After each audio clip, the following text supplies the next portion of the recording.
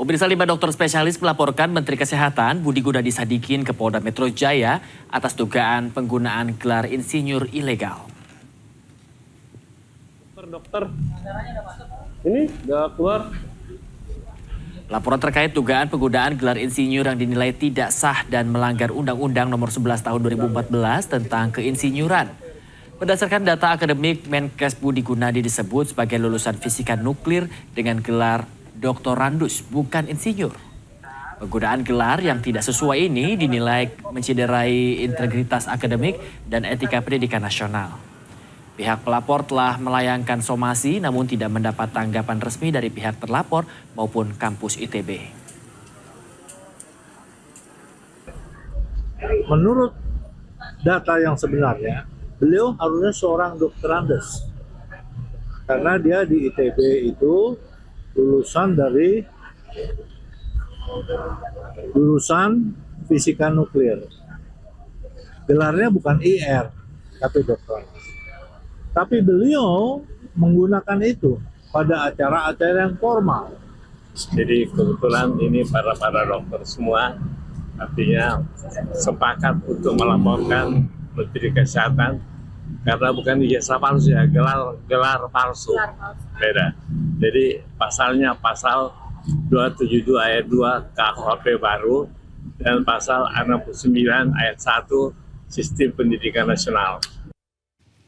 Ya pemirsa, Menteri Keuangan Purbaya Yudi Sadewa secara resmi memastikan pemerintah tidak menggelar program pengampunan pajak atau tax amnesty.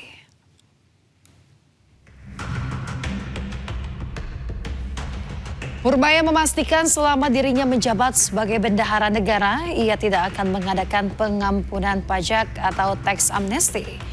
Menteri Keuangan Purbaya menegaskan program tax amnesty justru merugikan negara dan membuat pegawai pajak rentan terhadap tekanan dan juga intervensi hukum. Selain itu pemirsa, tax amnesty juga menimbulkan ketidakpastian di kalangan pelaku usaha.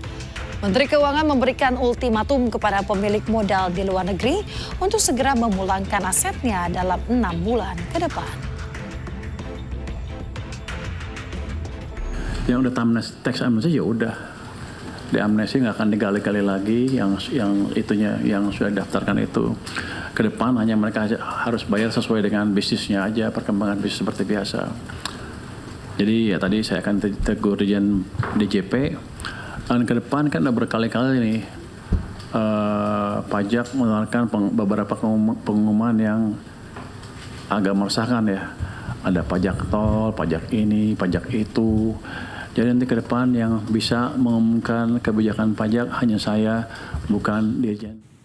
Sampah sayuran dan plastik di Pasar Induk Caringin, Kota Bandung kini tidak lagi dibuang. Sampah pasar tersebut diolah menjadi berbagai jenis produk yang memiliki nilai ekonomi.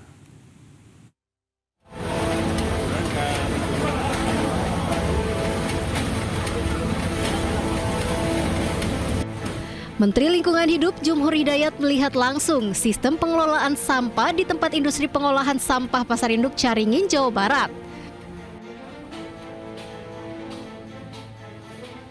Dalam peninjauannya tersebut, Jumhur melihat langsung pengolahan sampah organik menjadi pupuk kompos, silase, pupuk cair hingga bioetanol, serta pengolahan sampah anorganik menjadi briket biochar.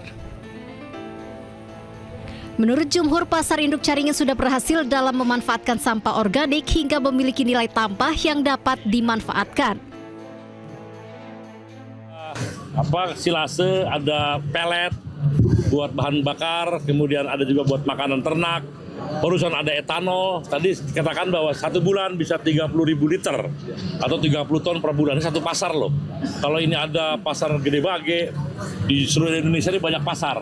Nah kalau itu jumlah-jumlah, jangan-jangan bisa ratusan ribu ton itu bisa jadi sumbangan untuk bahan bakar kita. Nanti saya akan berkoordinasi dengan Kementerian SDM dan juga Kementerian mungkin Migas ya, dan Migas dan Badan POM juga mungkin kaitannya kalau dengan buat keperluan obat dan sebagainya. Tapi intinya ini sesuatu yang baik dan tinggal kita rapihkan saja. Ini kan maksudnya inisiatif seperti ini harus kita hargai dan mudah-mudahan lebih terintegrasi lagi nanti Pak, lebih mantap lagi kebersihan dan sebagainya dalam pengelolaan. Diharapkan sistem pengelolaan sampah di tempat industri pengolahan sampah Pasar Induk Caringin, Kota Bandung dapat diadopsi di seluruh pasar di Jawa Barat.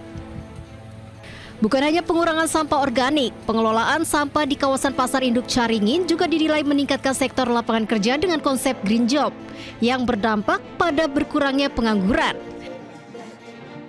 Dari Bandung, Jawa Barat, Billy Maulana Fikran, iNews melaporkan.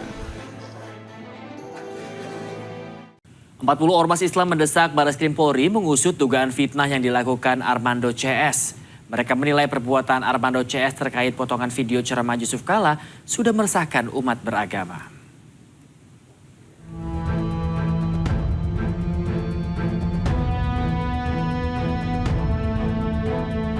Setelah melaporkan Permadi Arya alias Abu Janda, Ade Armando dan Grace Natali terkait polemik potongan video ceramah Yusuf Kala, kini 40 ormas Islam kembali mendatangi Barreskrim Polri. Aliansi 40 ormas ini menilai setelah dilaporkan Abu Janda dan dua politisi PSI, Ade Armando dan Grace Natali, tidak pernah menunjukkan itikat baik. Ketiganya bahkan tidak pernah meminta maaf. Padahal tindakan ketiganya berpotensi memecah belah bangsa dan merusak kerukunan umat beragama.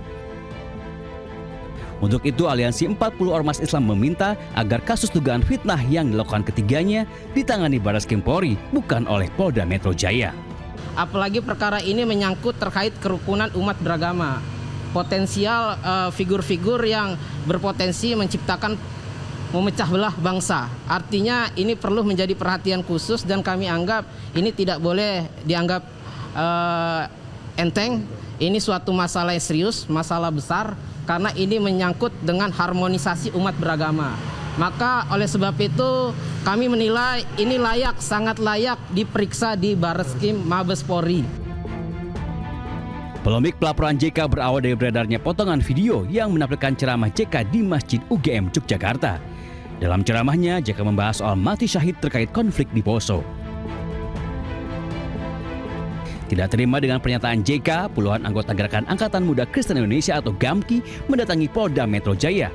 Mereka melaporkan JK dengan dugaan penistaan agama. Menanggapi pelaporan atas dirinya, tak lama JK bertemu dengan tokoh lintas agama yang berperan dalam perundingan damai konflik Poso dan Ambon. Semua tokoh agama sepakat bahwa isi ceramah JK di Masjid UGM tidak ada kaitannya dengan penistaan agama. Tim Liputan iNews melaporkan. Sementara itu pemirsa, Sekretaris Dewan Pembina PSI Grace Natali yakin jika perbuatannya dalam polemik potongan video ceramah Wakil Presiden ke-10 dan 12 Yusuf Kala tidak melanggar hukum.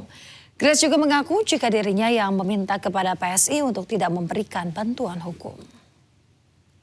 Saya yang menginstruksikan kepada ketua harian karena saya memang mengupload materi saya di media sosial saya selaku pribadi sebagai warga masyarakat dan saya yakin, saya optimistis bahwa di sana tidak ada pelanggaran hukum, jadi tidak ada sangkut pautnya dengan PSI dan normal-normal aja kok. Gak sempat baca? Dengerin aja. Klik icon text to speech, gak pakai ribet di okezone.com.